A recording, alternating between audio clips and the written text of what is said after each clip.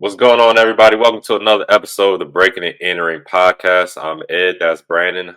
Today, we're going to do a preview of the NFC South, Atlanta Falcons, New Orleans Saints, Carolina Panthers, and Tampa Bay Bucks. We're going to get into those teams and predict how their season is going to go. But first, Brandon, how we doing today, man? I'm doing good. How you doing? Doing pretty good, man. Excited to talk some football. I think the season, what we got, like 60 days left, or probably a little bit less than that, right? Yep, just But under yeah, 60. man. Yep, Yeah, it seems like that off season lasts for a long time, but slowly but surely we get closer and closer to the season. So I'm really looking forward to it. definitely. All right, everyone, let's get to this opening drive. Bucks offensive lineman Tristan Wirfs, he's expected to miss the start of the season because of a knee injury, excuse me. ESPN reports the star left tackle will be placed on the PUP list, meaning he'll watch the first 4 games of the season from the sideline. Chargers running back Najee Harris, he injured his eye during a fireworks incident. He's expected to be a full participant, though, at training camp. 49ers wide receiver Demarcus Robinson, he was sentenced to 3 years of probation for a misdemeanor DUI charge. And Ryan Poles just came down. He and the Bears have come to an agreement to keep him in Chicago as their general manager over the next 5 seasons. All right. Atlanta Falcons quarterback Michael Penix Jr. He enters his first full season as a starter, looking to elevate the Falcons over 500 and a playoff appearance. Ed, you've always liked the tight end out there, but how do you feel about the team overall? Right now, I think I'm liking them to finish second in the division. They basically had a new regime change. Raheem Morris is the new head coach. He brought some of his guys over there with him. Jimmy Lake is a new defensive coordinator. He was a Rams assistant head coach where Raheem was before. He got hired by the Falcons, and then they hired Zach Robinson as the offensive coordinator. He was the passing game coordinator and QB coach with the Rams. So I think that I think what they're trying to do, because I was looking at their draft again just to see what they got, kind of similar to what the Rams did last year when they drafted Jared Verse and Braden Fisk. This year they drafted Jalen Walker out of Georgia. He's an edge rusher. Then they traded up to get back in the first round and drafted another lineman out of Tennessee. I can't remember his name at the moment. Excuse me. But they drafted 2 edge rushers in the first round. They also picked up Leonard Floyd on a 1-year deal and DT defensive tackle Morgan Fox. So I think they're trying to get that defense in order. Raheem Morris, from my understanding, he's more of a defensive-minded coach. So I think they're going to try to get that defense under control and better on the field. Um, Kirk Cousins, like you said, Michael Penix is probably going to be the starter. Kirk Cousins, that experiment failed. They did offer him a lot of money last year, 4 years, 180 million. Funny, I was listening. Had to do some errands earlier this morning. I was listening to NFL radio, and they played an audio of Kirk Cousins being surprised 2 times. Basically, Kirk Cousins and the Vikings, they didn't want to pay him what he wanted, and they drafted the guy out of Michigan, J.J. McCarthy. So they kind of let Kirk Cousins part ways. He goes to the Falcons, thinking he's going to get a fresh start there, 4 years, $180 million. And then they go and draft Michael Penix with the 8th pick last year, and that kind of threw him off whack. But I'm thinking to myself, being a Commanders fan and dealing with Kirk Cousins through the year, I'm like, I don't know why he's surprised. They saw it. Let me. Basically, they were a security blanket when they drafted Michael Penix, and I don't blame them. We saw how Kirk Cousins was last year, coming off an Achilles tear. He wasn't himself. He could barely move in the backfield, and he just wasn't that good. Michael Penix came in. I think they kind of gave him a fresh air. I'm looking to see what he does this year. They have pieces on the offensive side of the ball. They got Drake London. I think he's a really good wide receiver. Bijan Robinson, a running back. I think he's top 5 material. I also like the backup running back they have, whose name escapes me at the moment too. Tyler Algier. He's a Yep. really good running back. I think they have a nice 1-2 punch. But I really think this team can play second in the division. I want to say they're first, but I need to see how Michael Penix does this year. Rookie last year, I think he played the last 4 or 5 games last year, so he has a little bit of experience. But this time he's going to get starting from beginning of the season to the end, barring any injuries or anything like that. So I think overall, this team, new coach, coaching staff, new quarterback coming in, bunch of new players coming in. I really do think they'll be fighting for first place in the position in the NFC South, but I don't know if they'll be have enough to overcome the team. I think it's going to be in first place, but I really do think they're going to be really good. They got pieces on both sides of the ball. Jesse Bates, I know the Bengals are missing him, Pro Bowl type player. And then AJ Terrell, their cornerback. Those two guys lead the secondary. AJ Terrell, if everyone remembers, he's a All Pro type of player, cornerback. So I really think those additions and possible improvements on the defensive line, and then you got those two guys in the backfield in the secondary, will definitely gel the defense and make them a little better. And we'll see if these draft guys they drafted this year, these edge rushers, they can have the same kind of impact that Jared Verse and Braden Fisk had for the Rams last year, where they basically transformed that defense and made them a really good unit. I think I can see some similarities with the Falcons and the same thing.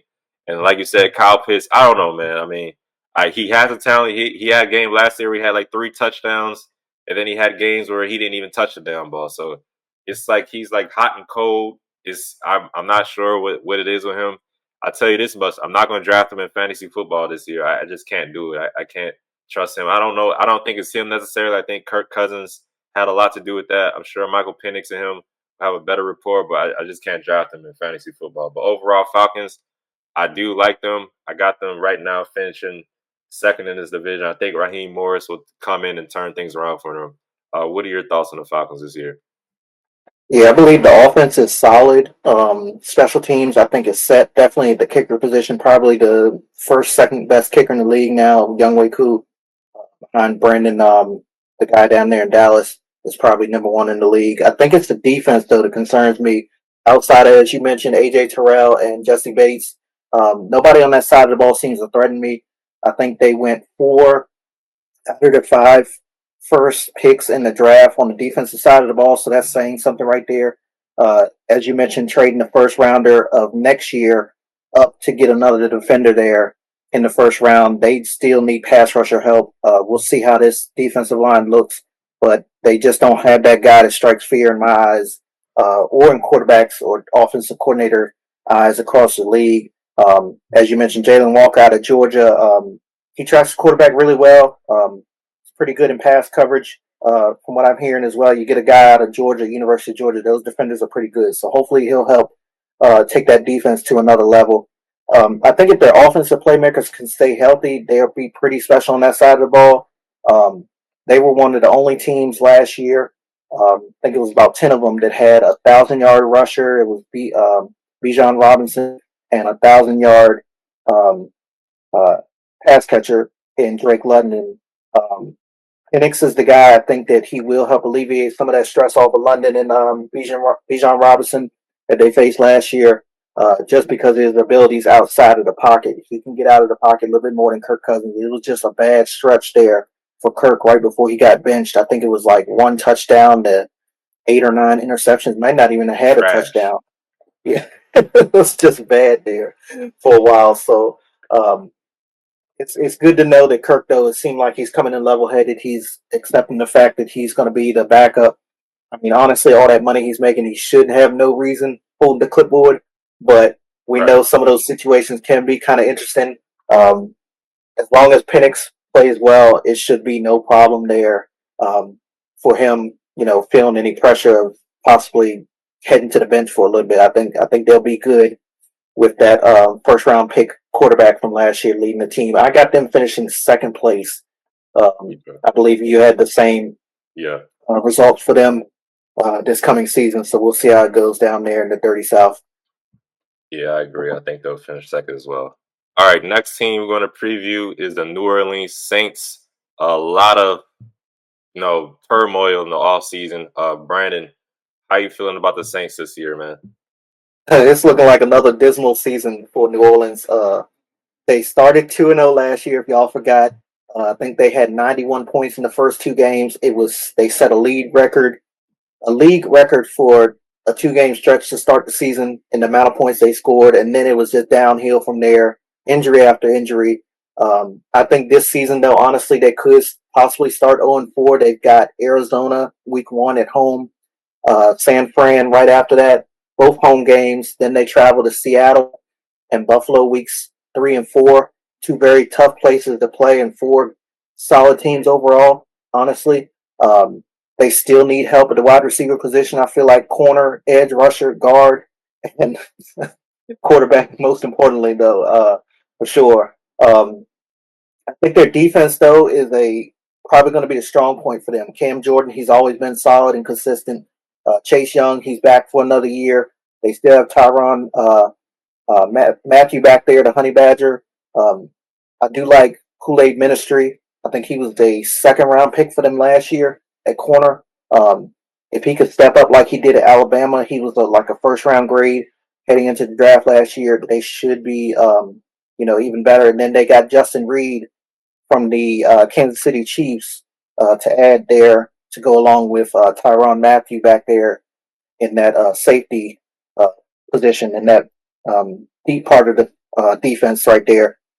I'm rooting for Tyler Shook though, just a little bit, only because he played at Louisville like Lamar Jackson. That's the only reason why. I do think though we could see some brown bags out there at the Superdome early and often this year. I got them finishing fourth place and possibly flirting with third in the NFC South. Yeah, I agree with you. I got them finishing in fourth place, flirting with the worst team in the NFL, in my opinion. Like you said, a lot of bad news happened over the offseason. Derek Carr retired. Probably their best offensive lineman, Ryan Ramczyk, he retired due to a chronic knee condition as well. He was basically all pro, Pro Bowl type player for them, so I'm sure that's going to have a big impact on them. They do have basically a new coaching regime too. Kellen Moore is a new head coach coming over from the Cowboys, if I'm not mistaken. So I want to see he's an offensive minded coach. See what he can do with the weapons he's got. Alvin Kamara. Um, Chris Olave, he dealt with a lot of concussions. He had a couple of scary moments last year where I think he was knocked out cold. So they got to be careful with him. I want to say bring him along slowly because a couple more concussions. We got to put him in that Tua Tagovailoa category where another concussion might be the end of his career because he's had a few over the years and couple of them were scary. So definitely want to see how Kellen Moore handles that offense with the weapons they got. Re-signed Juwan Johnson, a tight end. I like him a lot, but overall, just not too sure if they can compete with the other teams in this division. I think it's going to be rough. Like you mentioned, the quarterback they drafted, Tyler Shook. Want to see if he's even going to get the starting job because they played Spencer Rattler a little bit last year. I thought he did okay when he came in. He didn't win a lot of games, but he had his moments where he looked all right. He looked decent. But so I'm interested to see who's going to come out on top of that quarterback battle. Then there's the other guy, Jake Hayner. I want to say he played a little bit too. I think he played against us. I know he had a viral picture moment. I got to bring that back up where if you remember, they had the photos and they had one of the Saints quarterbacks and but I'll show it. I'll post it on here later. Yeah. But yeah, I just overall I do not see the Saints competing much in this division. Honestly, I think the other teams are a little bit more talented. I think the Saints are probably going to be in the Archie Manning sweepstakes in a couple of years when he's available. So I think they're going to stink. A lot of it not on purpose, but some of it will be on purpose too. They'll start sitting guys. See who they drafted. They drafted a tackle in the first round, Kelvin Banks out of Texas, I believe. So hopefully he can come in and at least be able to replace some of what Ryan Ramczyk did, but I'm not sure it'll be enough. And we'll see how Kellen Moore, Doug Newsmeyer is the OC. Now he's a previous quarterback coach for the Eagles. So that's going to be good for whoever is the quarterback. I'm sure Kellen Moore and the new OC, Doug Newsmeyer, will definitely have the quarterback, whoever that's going to be, coached up. I just don't think it's be enough. And then Brandon Staley, he's a defensive coordinator now. He was previously assistant head coach for the Niners in 2024. So we'll see what those guys can do. But I think they'll be finishing last place in this division. All right, everybody. That's the New Orleans Saints. Let's take a look at the Carolina Panthers and how we think they'll do this year. They released Jadeveon Clowney, released Miles Sanders. Looking at who they picked up in the draft this year, their selections included, it's hard to say his name, Tatoria McMillan out of Arizona. I watched a little bit of him when I was watching because they're in the big, believe it's the Big 12. They played against Colorado, and I think he put up like 300 yards one game. So he was on my radar. I think that might have been the year before, but definitely caught notice of him. They drafted an edge rusher out of Texas A&M, Nick Scourton, another edge rusher out of Ole Miss, Princely Ugmillion, and they drafted another Etienne brother, Trevor Etienne, running back out of Georgia in the fourth round, if I'm not mistaken.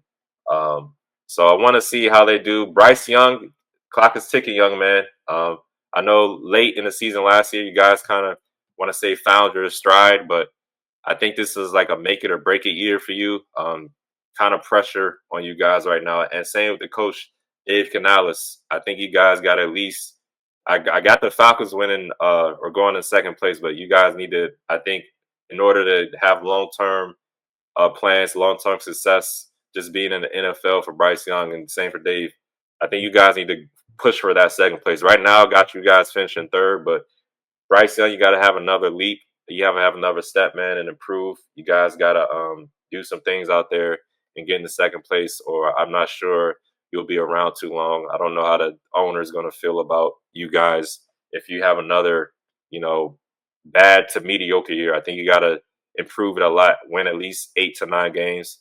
I'm not sure you guys can do that. So right now, I got you in third place.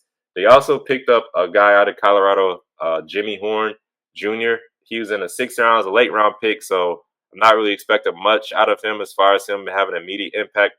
But he did play really well at Colorado, explosive guy. So I want to see, if he's able to make any noise for the Carolina Panthers. But right now, I got them finishing in the third spot in the NFC South. It all depends on how Bryce Young plays and if he can have another leap. Kind of hope he does, but I'm not sure he can do it or not. Brandon, how you feeling about the Panthers this year? Like it's going to be a third place finish for the Carolina Panthers. The defense concerns me. They took 2 edge rushers with their second and third picks in the draft, as you mentioned, after they got that wide receiver out of Arizona, McMillan. The Jadeveon Clowney, it seemed like he was going to be back for another year. He signed a 2-year contract. They cut him right after Mother's Day, I believe it was. Not to mention they're still trying to fill the void of Brian Burns, who they traded a season ago. Somebody needs to step up on that defensive side of the ball to match the energy of J.C. Horn. He's probably one of the top corners in the league there on the outside. I think he got paid this offseason as well, the highest paid corner he is now. And then the quarterback, as you mentioned, Bryce Young, it just doesn't seem like this coaching staff is 100% behind him. He was benched last year, rightfully so. Came back, he did improve, but it's still saying something right there. You bench your young quarterback, kind of takes a mental toll, I think, as well on them. The wide receiver group is solid.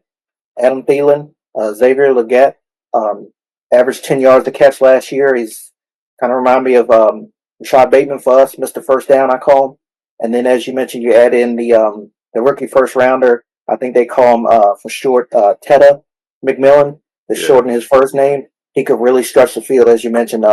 Saw a lot of his film there with the University of Arizona. Running back room, solid. Chuba Hubbard. They added in Rico Dowdle from the Cowboys in free agency. And as you mentioned, they drafted Trevor Etienne, the brother of Travis down there in Jacksonville. He was very solid at the University of Georgia as well. I'm hoping all these skill position players can be beneficial to Bryce Young. As you mentioned, it's just like it just doesn't seem like this team is 100% sold on him, and the coach is probably on the hot seat as well. Dave Canales came over from Tampa Bay, the offensive coordinator, a couple of years ago. Had a really good outing there in Tampa with Bake, and got the job there. And it hasn't really clicked yet for them. They've just been struggling to figure things out at the quarterback and the coach position, and those are 2 positions you just don't or two roles in the team you just don't want turnover with, and it seems like they might be headed down that road again, unfortunately. Yeah, yeah, man, I agree with you. We'll definitely see how those guys look going forward. Definitely. All right, everyone. Upset by its Commanders in the NFC wildcard last January, the Bucks. They're hoping to rebound and make a Super Bowl push with a talented roster. I feel like Tampa Bay is going to be one of the most talented teams in the NFL this season, if not in the NFC. Um, they got as far as they did last year, and they won the division. I know it was only the wild card, but without Chris Godwin for most of the second half of 2024. Bake was on fire. Mike Evans still did his thing. And when Chris Godwin went out, I believe he was leading the league in receptions or receiving yards. It was one of the two.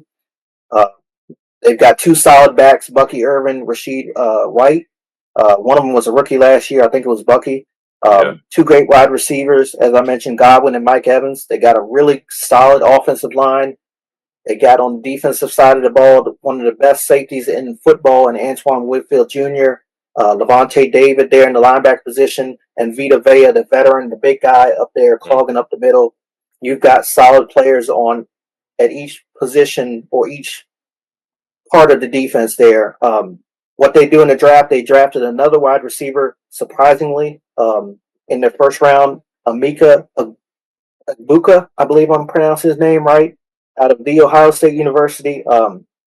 He has no pressure on him, honestly, in my opinion, as a first rounder, because you got guys like Mike Evans and Chris Godwin, and one of those two just got extended as well during the offseason. I remember them talking on the NFL Network. I want to say it's Chris got extended. Yeah, Chris. Yeah, Resigned him. two future Hall of Famers, honestly, in my opinion. And then he can take care of things in the slot. Again, it's no pressure for him. He can learn under two of the best. I think the only concern for me is pass rush and turnovers from Big Big. You get some games where he's 4 touchdowns, 300 some yards, great passer rating, no turnovers, no interceptions, and then you get some games where it's 3 interceptions, no touchdowns, or 1 touchdown, and it's totally different. So Bake Bake's got to be consistent, because when he's one of the better quarterbacks in the league. Definitely over the last 2 seasons when he's on his day game. But the pass rush, they just have not been able to get after the quarterback. Definitely last year. I remember Gerald McCoy. He's on NFL Game Day now. Yeah, like Former him. first rounder for the Bucks, and he was like, they did some sort of segment, I think, towards Halloween, and they're talking about scary things and stuff like that. They was like, "What is scary?" And he was like, "The Bucks pass rush, because it's not there," or something like that. He was just going in on them, and he was 100% right. They just cannot get after the quarterback. But yeah, they fixed both of those. Those turnovers, Bake eliminate the interceptions, and the pass rush can get after that quarterback. I think they'll be in contention to come out of the NFC. Honestly, I really do like this Tampa Bay roster. I got them finishing first place, barring any major injury there in the NFC South. How do you feel about the Tampa Bay Buccaneers? Yeah, man, we're in total agreement on all these teams and where they're finishing for the NFC South. I got Tampa Bay Bucks finishing first in the NFC South as well by default, just because I got to see somebody else in that division take over and beat these guys before I say they can. I think Atlanta has a chance to do it.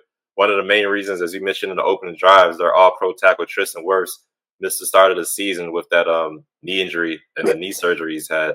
I want to see how that impacts the offensive line, because that's a all pro type of talent you're losing for the first few games of the season.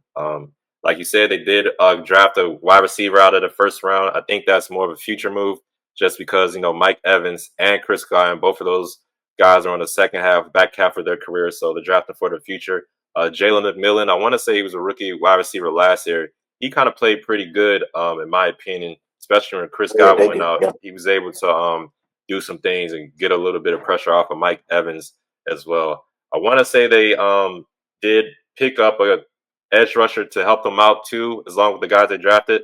Hassan Reddick, I know he's a little long in the tooth right now, but that is a guy named. He has a reputation as a good player, so I think he might be able to come in and improve on that pass rush. You and Jared McCoy mentioned that they were pretty bad last year, so hopefully a guy like Hassan Reddick can come in, if not at least produce on the field have some of that wisdom, put some of that experience and the skill that he had, and give it to those other guys on the defensive line and make them a little better. But like you said, man, Antoine Winfield Jr.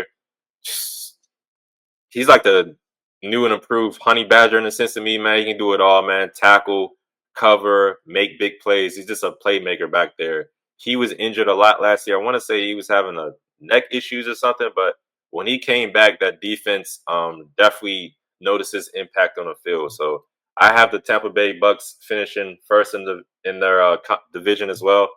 I don't know if they'll come out the NFC though, just because Baker Mayfield has proved people wrong. He has proven his doubters wrong.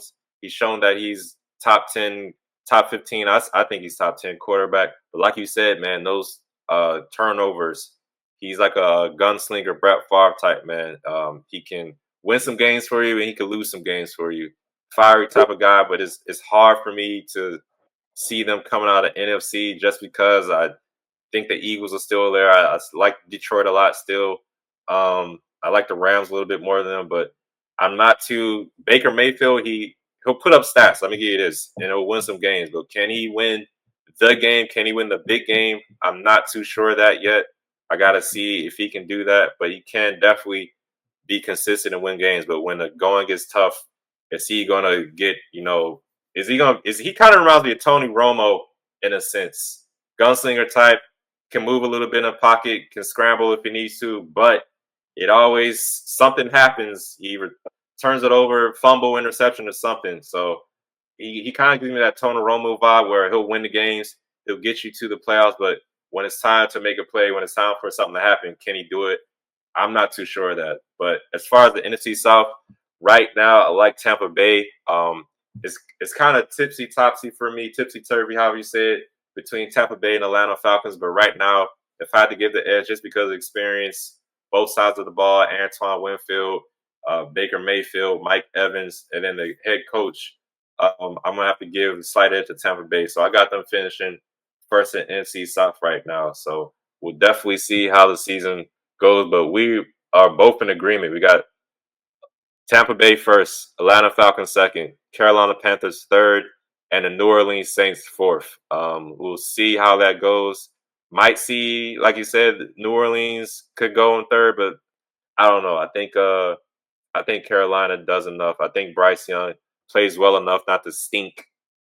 Plays well enough to win some games and not lose a lot of games. So we'll see how this season goes for the NFC South, but that's how we both feel. We're both in agreement on how this whole division will go. So we'll see, man. Yep, and another storyline at NFC South this offseason I've been seeing a lot is that Tampa Bay has won 4 straight NFC South crowns dating back to the Tom Brady regime, and nobody in the NFC South has won 5 in a row. So that's a lot of NFL Network down has been talking about that. The Insiders, that's their new PM show, and Good Morning Football. I've seen it several times how nobody's won the NFC South 5 straight times. So we'll see if Tampa Bay can pull it off as we predicted again this year. Definitely. Oh, wow. I didn't know that. Yep. All right, everyone. Thanks for watching our NFC South preview show, the B&E Podcast. We'll continue our divisional breakdowns next week. We got the AFC South. Number 1 overall pick, Cam Ward. He hits the Music City. We got a coaching change in Duval County. A quarterback battle in Indianapolis, and an offensive line overhaul down there in Houston. Definitely should be interesting to hear our thoughts about that as well next week. In the meantime, please hit the subscribe button on your screen. Follow us on X, formerly known as Twitter, and podcast B&E, and on IG, Instagram at B&E Podcast. We cannot wait for the season to start. Until next time, love one another.